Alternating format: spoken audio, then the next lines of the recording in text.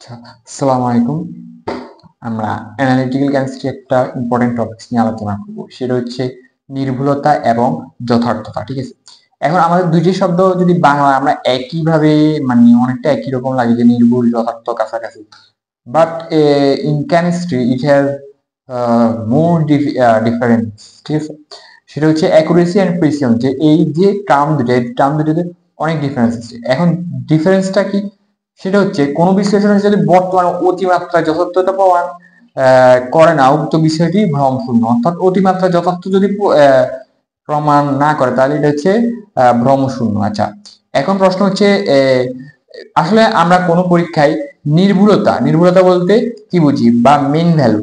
ঠিক আছে, mean value থেকে যে সঠিক মান, মধ্যবর্তী মান বা এগ্রিমেন্ট বোঝায়। ঠিক আছে, পরীক্ষা লব্ধ মান সঠিক মানের মধ্যে পার্থক্যকে যত কম হবে, নির্ভুলতা বা সঠিকতা তত বেশি হবে। ঠিক আছে, এখন কথা এখানে এখানে একটা বিষয় আছে, সেটা হচ্ছে কোন পদার্থের নির্ভুলতা বলতে পরীক্ষালব্ধ মান, যেটা মেজার্ড ভ্যালু মানে যেটা বের করা হয়, এবং সঠিক মান।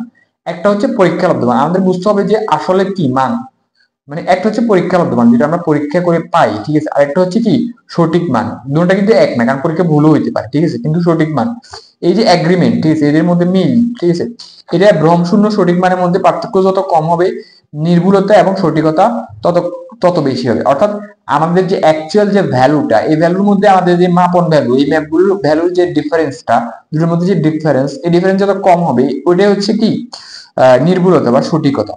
কিন্তু এখানে এই ডিফারেন্স, এই এক্সপ্লেনেশনটা আলাদাভাবে দেওয়া যায়, সেটা হচ্ছে নির্ভুলতা বা সঠিকতা তত বেশি অন্যভাবে কোনো পরীক্ষার মান বা প্রকৃত মান সম্ভাবনাযুক্ত মানের মিলকে প্রযুক্ত পরীক্ষার নির্ভুলতা বলে। ঠিক আছে, অর্থাৎ পরীক্ষা লব্ধ মান এবং প্রকৃত মানের সম্ভাবনাযুক্ত মানের মিল, অর্থাৎ যে মানটা পরীক্ষা লব্ধ বাইর হয় এবং প্রকৃত মান বাইর হয় এবং এদের মিল সম্ভাবনা একটা মানে ওরা মানে একই হওয়ার সম্ভাবনা আছে। ঠিক আছে, যেটা অধিক পরিমাণে বাইরে পরীক্ষা করে, আর যেটা অ্যাবসোলিউট বা অ্যাবসোলিউট ভ্যালু, অ্যাবসোলিউট, ঠিক আছে, ওইটা প্রকৃত মান। ঠিক আছে, ওটার মধ্যে একটা নির্দিষ্ট মান কমন থাকে, ওইটাই হচ্ছে কি এই নির্ভুল। ঠিক আছে, তবে এখন একটা বিষয় হচ্ছে, আমরা নির্ভুল হলে কি বলতে পারি না, যথার্থ বলতে পারি না, বা যথার্থ হলে নির্ভুল বলতে পারি না। সবসময় যতদূর সম্ভব সঠিক ফলাফল আশা করেন সবাই। ঠিক আছে, এটা ঠিক আছে, কিন্তু তার বিশ্লেষণের সফলতা প্রযুক্ত পরীক্ষার মূলক পদ্ধতির উপর নির্ভর করে। আসলে আমরা যতই,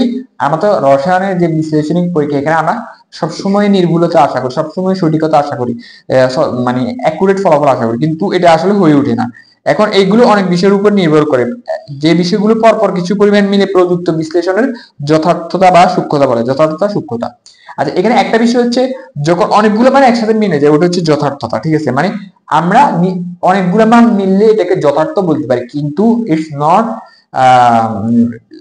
অ্যাকুরেসি। ঠিক আছে, অনেকগুলো মান মিলতে পারে, ভুল ভুল মান বের হয়েও মিলতে পারে, কিন্তু এটা নির্ভুল না।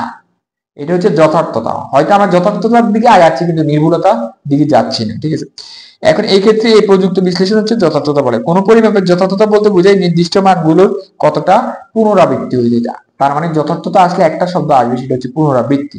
এখন পরীক্ষা লব্ধ মান যথাযথ হলেও সেই মান নির্ভুল নাও হতে পারে। এর কারণ হচ্ছে পরীক্ষার সময় একই ধরনের ভুল বারবার, আমি এটা বলছিলাম যে একই ধরনের ভুল আবার হতে পারে, আবার হতে আবার। তো ভুল মানটা নিয়ে আমাকে যদি যথার্থতার মাধ্যমে আমরা বলি যে এটা সঠিক মান, তাহলে তো আর হবে না। সুতরাং নির্ভুল মানে নির্ভুল, আর যথার্থ মানে বারবার আসা ফলাফল। ঠিক আছে, এখন বারবার আসা ফলাফল হয় সঠিক নয় ভুল, হয় সঠিক নয় ভুল, কিন্তু নির্ভুলতা মানে নির্ভুলতা, ওটার সাথে যথার্থতার কোনো তুলনা নাই।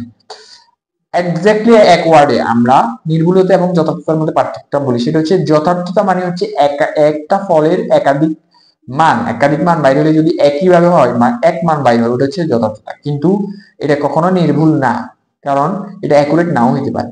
ঠিক আছে।